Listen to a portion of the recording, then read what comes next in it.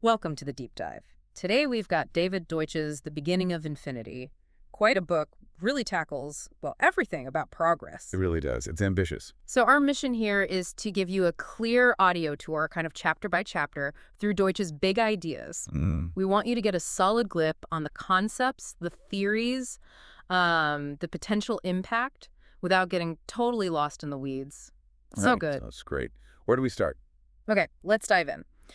Deutsch kicks things off with a pretty fundamental claim, doesn't he, about explanations? Yeah, exactly. He, Yeah. he basically says, look, all progress, whether we're talking about science or, practical stuff, it all comes down to seeking better explanations. Better explanations, not just predictions. Right. That's crucial. He makes a big distinction between explanations that genuinely reflect reality and ones that just, well, don't. Progress versus stagnation. It's objective for him. And he sets a pretty grand stage, talking about the universe's scale. Supernovas, billions of galaxies. He does. It's almost overwhelming, isn't it? To make you think, how can we, on this little rock, possibly understand all that? Which leads right into his point about the reach of explanations, I guess. Exactly. That contrast is key. How can our theories be so powerful when our means are so limited? Like knowing what's happening inside the sun. Right, we haven't sent a probe in there. We haven't. It's all based on theories, these explanations about how reality behaves. So how did we get here? He goes into the history a bit, right? Empiricism. Yeah, the idea that knowledge comes primarily from our senses. That was a huge step, moving away from just accepting what authorities or ancient texts said.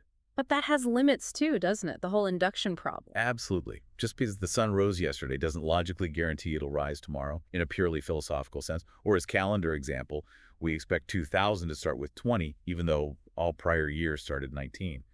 The past doesn't just repeat in a straightforward way we can always rely on. And our senses can trick us. The stars look like they're on a sphere turning around us. Precisely. All observation involves interpretation. There's always some theory, even if implicit, guiding what we see and how we understand it. So if it's not just senses, what held back progress for so long? Deutsch points to the lack of a tradition of criticism.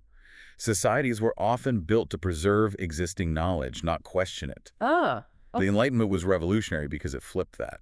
It encouraged questioning authority, testing ideas. That's when things really took off. what about theories that just predict things well, even without explaining why? Like a weather forecast model that works, but we don't fully get the deep physics. Deutsch argues those are ultimately nonsensical, like a conjuring trick. You might predict the rabbit comes out of the hat, but if you don't know how, you haven't really gained understanding. And that lack of understanding can bite you. Yeah, his card trick example is great. Your rule of thumb works for cards, but switch to candles, and it fails because you missed the underlying principle. Explanations are needed even for simple rules, and definitely for correcting mistakes, like the old idea about seasons being caused by Earth's distance from the sun. Which we now know isn't right. Not at all. He also talks about bad explanations, how they can be weirdly persistent. No omens. Exactly.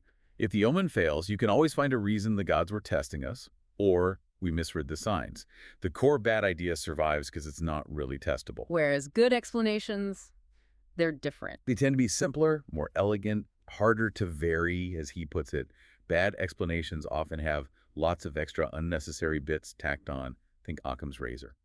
Cut away the fluff. Pretty much. And maybe, just maybe, there's a simple, beautiful core idea underlying everything.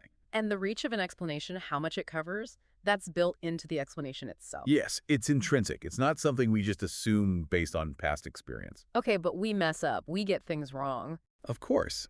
That's where fallibilism comes in. Acknowledging we might always be mistaken isn't pessimism, it's the engine of progress. We find errors by seeking those hard-to-vary explanations and having that tradition of criticism. It's easy to feel small, though, looking at the universe and knowing we're fallible. Deutsch pushes back hard on that. The universe isn't judging us, it's our resource. Its vastness means vast potential. And our tools, telescopes, microscopes, they actually bring us closer. In a sense, yes. They extend our senses, but more importantly, they help us test and refine our explanations, correcting for the ways appearances can deceive us. So knowledge growth is really about correcting misconceptions in our theories. Even the hard work, the toil, is part of that creative discovery process. Exactly. It's all part of building better explanations. Okay, let's shift to the spark. He talks about early explanations being very human-focused. Very anthropocentric, yes. Ancient explanations often involve spirits, God's human-like intentions behind natural events. Why did the storm come? Because the wind god was angry. We still do that a bit in daily life, right? Assume someone took the missing keys, not that they phased out of existence. True, for human affairs it often works. But that approach completely failed for understanding the physical world at large. Stars don't care about our dramas. This leads to that principle of mediocrity idea that we're probably not special. Right, the idea that maybe human intelligence is just average, cosmically speaking, and there might be limits to what we can ever understand. But Deutsch flips that. Completely. He argues our ability to create explanations isn't limited by our biology, but only by the universal laws of physics. This makes people entities that create explanatory knowledge incredibly significant, potentially cosmic phenomena. And he contrasts human adaptation with animals. Yes, animals adapt mostly through genetics, fitting into specific environments. Humans adapt by using knowledge to transform environments. We're universal constructors, in principle. Able to turn anything into anything else within physical laws. That's the idea. And you don't need some perfect planet. Even the moon has the raw materials, mass, energy, evidence governed by universal laws. Needing to build an atmosphere there is just a problem solvable by knowledge, like needing a vacuum chamber here. Which links to his idea that problems are soluble. Crucial concept. Not that we can solve any problem right now, but that the necessary knowledge to solve it exists or can be created. It's fundamentally possible. And this leads to his beginning of infinity view, not a beginning of perfection. Exactly. No end state where everything's solved. Instead, an infinite potential for progress, always finding new problems, always creating new knowledge, continuous improvement, forever. He also tackles the idea of empty space. Right, saying even intergalactic space isn't truly empty. It has matter, and crucially, it's filled with observable phenomena like distant galaxies that let us test our theories. And predicting things, like a star's future, eventually involves people. That's a wild thought, isn't it? But ultimately, yes. If there are people nearby with advanced knowledge, they could influence a star. So people and knowledge are implicitly part of all physical explanations. He uses the Arecibo message, even a quark, as examples. To show how even simple artifacts signal the presence of knowledge. Designed objects stand out. They're evidence. So signals we send or signs of life we might detect elsewhere, these are major cosmic events. They're potentially huge indicators of knowledge creation playing out on a grand scale. And that thought experiment about transforming a cube of space. Yeah, concentrating matter and energy to embody knowledge. It becomes denser, more organized, a physical manifestation of progress against the usual diffusion of the universe, a powerful image. Let's move to creation. He critiques things like creationism. Yes, and spontaneous generation, Lamarckism, basically. Any explanation that fails to account for the origin of the apparent design, the knowledge embedded in living things. Paley's watchmaker analogy comes up here. It does. The complexity implies a designer. But the flaw, Deutsch points out, is assuming the designer must be conscious and intentional. Evolution provides a mechanism for design without a designer. Neo-Darwinism, replication, variation, selection. That's the core of the modern understanding. Genes replicating themselves are the driving force, not necessarily the organism's or species' immediate benefit, though that's often linked. And this explains the knowledge in fossils, even without seeing the lineage directly. Yes, the genes that produce those successful traits were good at getting replicated in that past environment. That's the stored knowledge. What would disprove evolution, then? Something showing knowledge arising differently. Like if mutations were always beneficial, perfectly anticipating needs, or complex organs appearing fully formed without precursors, that would require a different explanation. He also touches on fine-tuning and the anthropic principle. The puzzle of why the universe is constant seems so perfectly set up for life. Anthropic reasoning says, well, we wouldn't be here to observe it otherwise. But Sayama's critique is interesting. Maybe that just predicts a universe barely capable of producing observers like us. Which connects to Fermi's paradox, where is everybody? If life and intelligence arise easily, shouldn't we see evidence everywhere? The silence is puzzling under some assumptions. Deutsch feels bad explanations actually underrate creation. Yes, especially creationism, ironically. By putting knowledge in an unexplained supernatural box, It denies the power of natural processes, like evolution, to actually create knowledge. So evolution is the only known natural way knowledge gets created without intention. As far as we understand currently, yes, biological adaptation through evolution. Okay, the reality of abstractions. Physics gets weird, doesn't it? Gravity isn't quite what we feel. Right. Our intuition often clashes with deeper physical descriptions. General relativity describes gravity as space-time curvature, not a simple pull. An emergent phenomena, like boiling water. Exactly. High-level behavior arising from low-level parts. We can explain boiling using temperature and pressure, ignoring most individual molecule details. This challenges simple reductionism, the idea that breaking things down is always the best explanation. It does. High-level explanations can be just as real and often more useful. You don't need quantum chromodynamics to explain why a table is solid. Could high-level laws solve things like fine-tuning? It's a possibility Deutsch raises.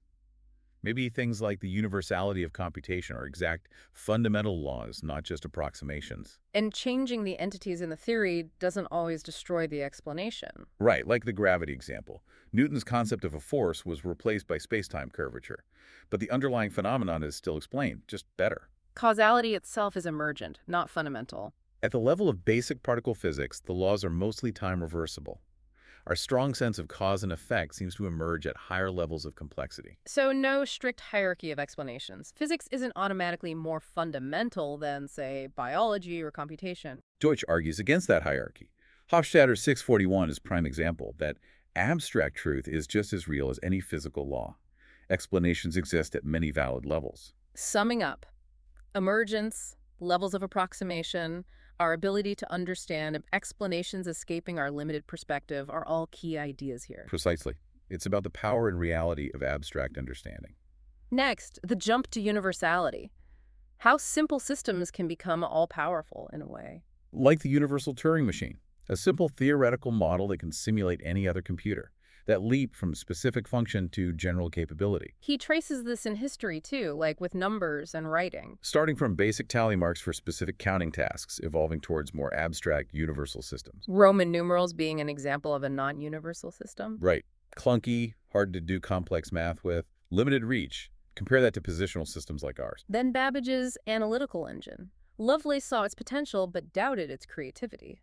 Yes, she saw it could follow any instructions, universality, but didn't think it could originate ideas, a point Deutsch revisits later. And the digital versus analog distinction is important for this universality. Crucial. Digital systems allow for error correction. You can reliably perform computations of arbitrary length and complexity because you can keep fixing small errors. Analog systems tend to drift. And DNA is like a biological jump to universality. That's his analogy. A specific genetic code emerged, became nearly universal for life on Earth, and then largely stopped evolving itself, while the organisms it coded for exploded in diversity and complexity. And before the Enlightenment, people didn't really aim for universality. Often not. They solved specific problems. The Enlightenment brought this focus on universal explanations for their own sake, recognizing their power. Error correction is key, so these jumps often happen in digital-like systems. Okay. Artificial creativity. Turing, Eliza. Alan Turing laid the foundations with the theory of computation. Then early programs like ELIZA showed how easy it is to simulate conversation without real understanding, just pattern matching. Hofstadter getting fooled by a simple program. Yeah, it shows the gap between appearance and reality in AI. Which brings us to the Turing test. Can a machine fool a human? That's the operational definition Turing proposed. If you can't tell the difference in conversation, does the difference matter? But what about subjective experience? Qualia, redness, the taste of strawberries. The hard problem. Deutsch mentions Dennett's view that maybe qualia don't really exist as we think, versus the idea they're fundamental. And Deutsch's test for understanding. If you can't program it, you haven't understood it. A very computational perspective on consciousness and other mental tasks. A key critique of the Turing test is that it ignores how the AI got its knowledge. Exactly. A convincing mimic isn't necessarily creating knowledge itself. True AI, for Deutsch, involves the program generating novel explanations, not just regurgitating programmed responses. So our judgment depends on the explanation of how the AI works. Yes. Is it just clever trickery, or is there genuine thought going on?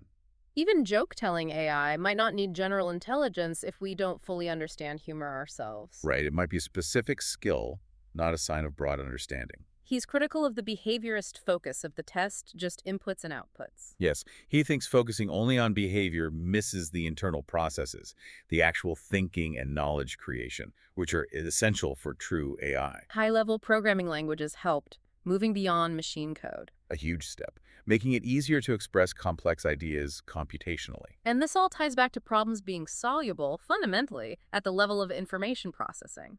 Given the right knowledge, the right program, computation can tackle immense complexity. A window on infinity. Cantor, infinity, the resistance he faced. Yeah, Cantor's work on different sizes of infinity was revolutionary and deeply unsettling to many, partly on pseudo-religious grounds, messing with God's domain, the principle of mediocrity again. The Infinity Hotel thought experiment helps visualize this. It does. Shows how countable infinities behave counterintuitively. You can always fit more infinite guests into a full infinite hotel. And probability gets weird with infinity too. Lyra's multiverse trip. Right? You can only ever visit a finite number, so you can't really test probabilities across an infinite set in that way. Your sample is always 0%. Zeno's paradox, just confusing math and physics. Essentially, yes. Confusing an infinitely divisible abstract line with a physical process that takes finite time. And geometry Euclidean wasn't the final word. Mathematicians doubted it even before Einstein, whose non-Euclidean geometry for spacetime was confirmed. Shows mathematical ideas are tested against reality, too. Hilbert wanted to formalize proofs, which tied into Turing's work on computability. Yes, Hilbert's program aimed to make math completely rigorous and decidable. Turing showed that was impossible. Defining what is computable also showed what isn't. Most math functions are non-computable. That supports the reality of abstractions. That's Deutsch's argument. These mathematical truths exist whether we can compute them or not. They're objectively real. So math isn't just finding random truths, it's about understanding abstract things, using proofs to rule out bad explanations. Exactly. Proof as a means of explanation and error correction in the abstract realm. And our intuition about proof is maybe linked to the physics of our universe. Plausibly, yes. Our reasoning evolved in this physical reality.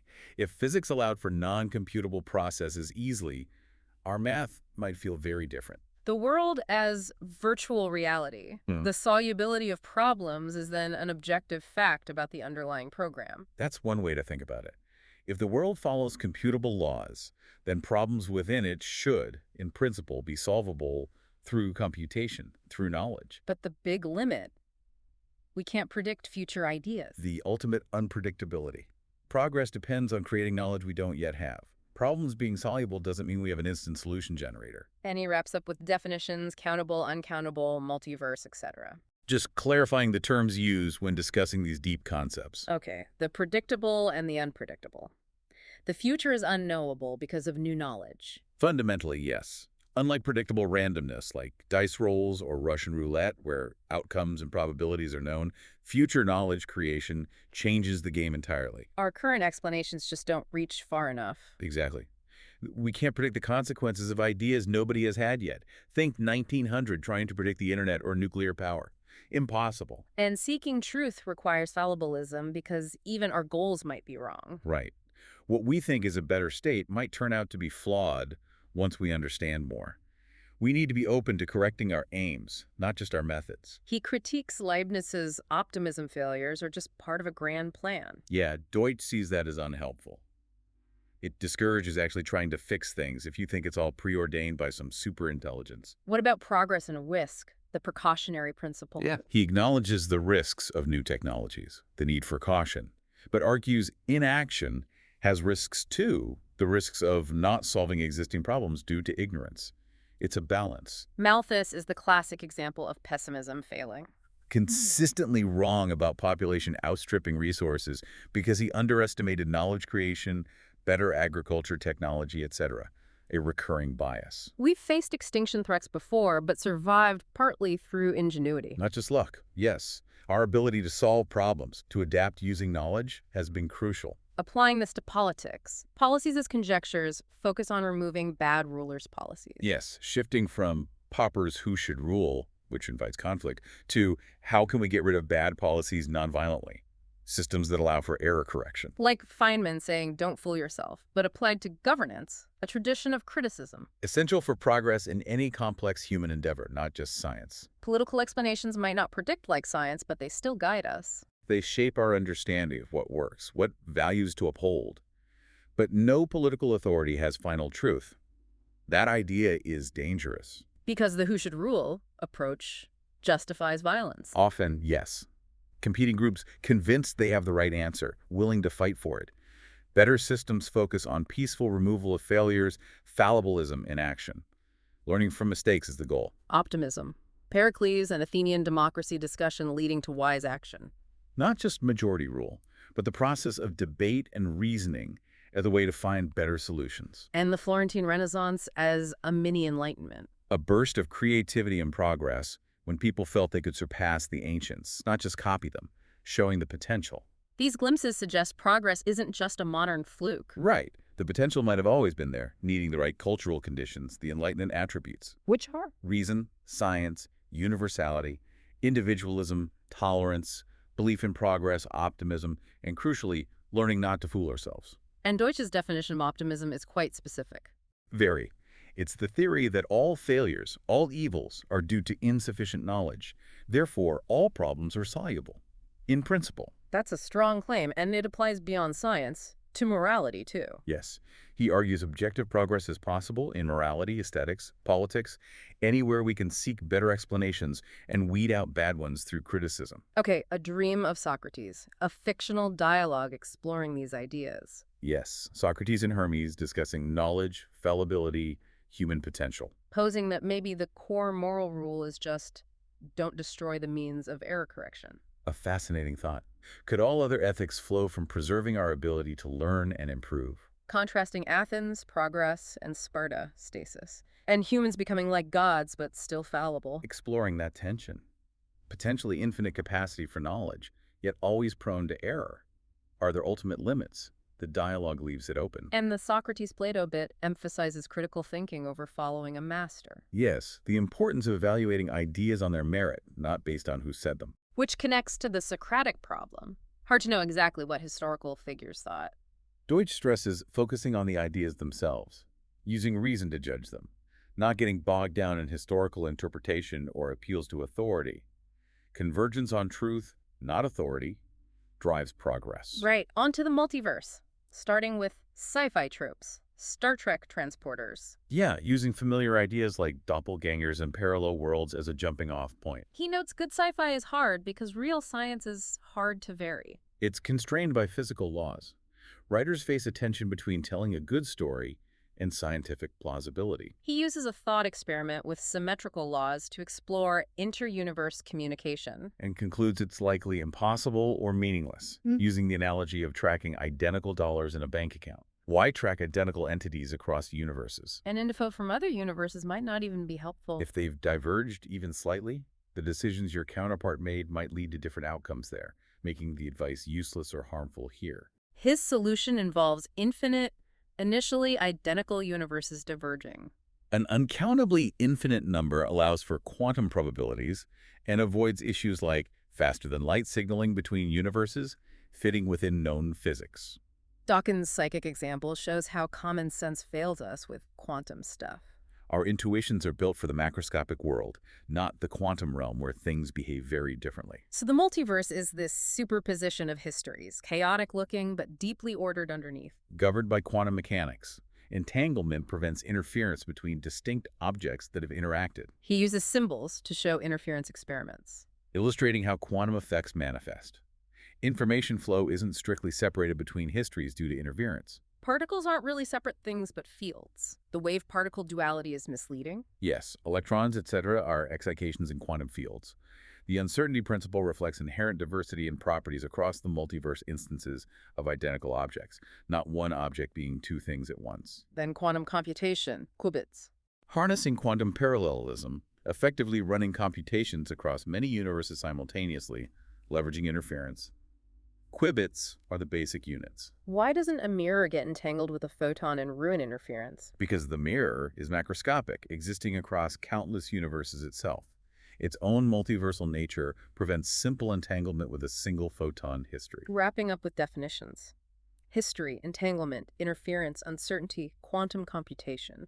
The multiverse is quantum reality. That's the core claim, not just a weird interpretation, but what the physics actually describes. A physicist's history of bad philosophy. He takes on the Copenhagen interpretation. Critiques its observer-dependent reality, ignoring unobserved processes, paradoxes like Wigner's friend, Bohr's complementarity principle too. Worries about bad philosophy latching on to quantum mysteries. Yes, using the weirdness of quantum mechanics to justify mysticism or subjective realities inappropriately.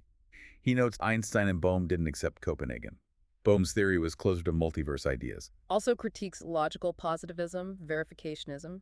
Attempts to define meaning purely through empirical verification, which he sees as flawed and self-refuting. And postmodernism, deconstructionism, the idea of no objective truth. He strongly rejects this, arguing that seeking good explanations is engaging with objective reality. The success of science is evidence against pure social construction. He dislikes the empiricist habit of separating prediction from explanation. Insists they're linked. You need explanations to know why predictions work and when they might fail. Denying objective reality leads to absurdities, like with dinosaur fossils. If there's no objective past, what are fossils evidence of? It undermines the whole enterprise of discovery. Or studying happiness without an objective theory of what happiness is. Behavioral studies alone aren't enough without explanatory theories connecting behavior to underlying states or mechanisms. The museum counting analogy explanationless science can't spot errors. If you only count entries and exits without understanding why people visit or what happens inside, you can't detect if your counting method is flawed or if something unusual is happening. So just chasing predictive success without good explanations is unstable. It risks amplifying errors and drowning out real insights. Good science relies on the error-correcting power of strong explanations. Choices. The U.S. House apportionment problem and its paradoxes. Yeah, seems simple. Divide seats fairly by population, but mathematical paradoxes, Alabama and new states population, make any rule imperfect according to some fairness criteria. Violating quota is common. Attempts to fix one paradox often create another. It highlights the inherent difficulty. Hamilton's method, Webster's, etc., all have trade-offs. Contrasting this mathematical impossibility with human decision-making. We can choose and improve systems, even if perfection is elusive, which raises the question. Why assume democratic fairness principles, flawed in this simple case, are perfect for complex politics? Arrow's impossibility theorem in social choice theory Shows mathematically that no voting system can satisfy a few basic desirable criteria simultaneously when combining individual preferences. There's no perfect way to determine the will of society. Attempts to fix Arrow's theorem run into other problems, intensity of preference, etc. Yes, trying to weigh votes by how strongly people feel introduces its own set of issues and potential manipulations. Trade-offs everywhere, like secret ballots versus full information, no single will of the people. It's an incoherent concept when examined closely. Individual preferences don't aggregate neatly. Contrasting scientific refutation with political compromise. Science progresses by refuting bad explanations. Compromise in politics often papers over disagreements, making it hard to learn when policies fail because nobody fully endorsed the flawed underlying idea. Plurality voting versus proportional representation weaknesses based on Popper's criterion. Which system makes it easier to identify and remove bad policies leaders? Both have drawbacks from that perspective. Definitions. Representative government, social choice theory, Popper's criterion. Setting the stage for thinking critically about political systems. Okay, beauty, Schaeffer's Amadeus, Mozart's music being hard to vary. Contrasting that idea of objective perfection with the common beauty is in the eye of the beholder subjectivity. Deutsch argues against pure subjectivity. Traditions, canons suggest otherwise. If it were purely personal, why would cultures develop shared standards, recognize masterpieces, see art evolve over time? There seems to be something objective there. Like math or science seeking objective truth, maybe art does too. Our current art might be parochial. Limited approximations of something universal. He gives examples like deaf composers, potential alien aesthetics, suggesting beauty isn't tied only to human senses. Using a telescope versus a pencil technology versus direct creation, is there a deep difference? He questions that boundary. Both involve using tools and knowledge to reveal or create something beautiful. And great art involves struggle, iteration, like science, Beethoven's drafts. Not just effortless inspiration. Hard work, refinement, error correction are part of artistic creation too. The physical basis of beauty doesn't negate its objective meaning. Just like the physics of our brains doesn't make scientific truth subjective, the content can still be objective. Distinguishing parochial beauty, within species signals, peacock feathers, from objective beauty, attractive across species, flowers. An interesting distinction. Flowers evolved beauty attractive to insects and humans, suggesting an objective appeal beyond just one species' wiring. Pure versus applied beauty, art for its own sake versus functional design. Both exist. A beautiful user interface serves a purpose, a beautiful sculpture might not. He concludes objective standards likely exist, driven by needs like communication and attraction in nature. A compelling case against pure relativism in aesthetics. Memes, cultural units like genes. Yes, ideas, behaviors, styles that replicate from mind to mind. Most disappear, but long-lived ones shape culture. The analogy has limits, though, different mechanisms. Big differences. Memes need to cause their own replication. People want to copy them. They exist as ideas and behaviors and are selected constantly based on adoptability, often unconsciously held. Spreading via imitation, but needing the recipient to reconstruct the idea. Yes, it's not just passive copying. You have to grasp the underlying concept to replicate it faithfully, alternating between memory and behavior. Meme replication is less reliable than genes, more variation. Inherently so. Yeah. Less precise copying plus intentional changes. But this also allows for cumulative improvement. Anti-rational memes, spreading for reasons other than truth or value. A key concept. Memes that exploit biases, enforce conformity, discourage criticism. Static societies can get dominated by these. Because they lack the critical tradition to weed them out. In dynamic societies, memes with real reach and depth have a better chance. But even we are influenced by anti-rational memes. The paradox. Even in a society valuing change, these memes persist. We should examine our norms for factors that favor them. The evolution of creativity. Why did it evolve if knowledge grew slowly at first? And how do complex memes replicate? Two puzzles. Deutsch argues creativity solves both. It allows better meme replication, understanding rules, not just mimicking, and eventually gave innovators an advantage. Popper's example observation needs prior knowledge. You can't just observe passively. You need a question, a theory, something to look for. We need inexplicit knowledge to understand explicit rules. Yes. The vast background understanding we acquire implicitly is needed to interpret even simple instructions. Imitating behavior requires knowing the purpose. Parroting versus aping versus human understanding. Humans don't just copy. We infer the goal, the meaning, using conjecture and criticism. This allows for reinvention and improvement. A jump to universality in meme replication. Understanding explanations allowed imitation of anything. Our ability to grasp underlying rules made us universal imitators, not limited to specific innate behaviors. Acquiring a meme is like scientific discovery. Thriving in a static society needed creativity to be less innovative. A counterintuitive idea. Conforming well required understanding the implicit rules deeply, a form of creativity applied to stability. So the capacity for innovation evolved in societies that often suppressed it. Yes, the underlying cognitive ability developed first, paving the way for the explosion of creativity later. Finally, unsustainable. Easter Island as a challenge to spaceship Earth. Not just limited resources, but a static society fixated on statues instead of solving problems. Lack of knowledge creation was the key failure. Contrasting with Oxfordshire, sustained by knowledge and innovation. Showing that outlook and ideas, not just resources, determine outcomes. Critiques, geographical determinism, Marx, Diamond. Failure to solve problems causes collapse, not the problems themselves. Yes, problems are inevitable. Solubility is key. Ehrlich's failed pessimistic prophecies again, underestimating ingenuity. A consistent pattern. Pessimism often ignores the potential for new knowledge. The anecdote about color TV pessimism illustrates this. Progress measured by ability to correct mistakes. A key metric for resilience and long-term success. Antibiotics as progress, resistance as a new problem needing new knowledge. The cycle of problem solving. The Panama Canal example also shows massive growth in capability over time. Distinguishing scientific predictions from prophecies, climate models versus economic forecasts. Predictions based on testable models versus extrapolations assuming current trends or limits continue indefinitely. Future responses depend on unpredictable knowledge. Precautions are good, but enhancing problem-solving ability is better. Critiquing forced emission cuts without considering future tech.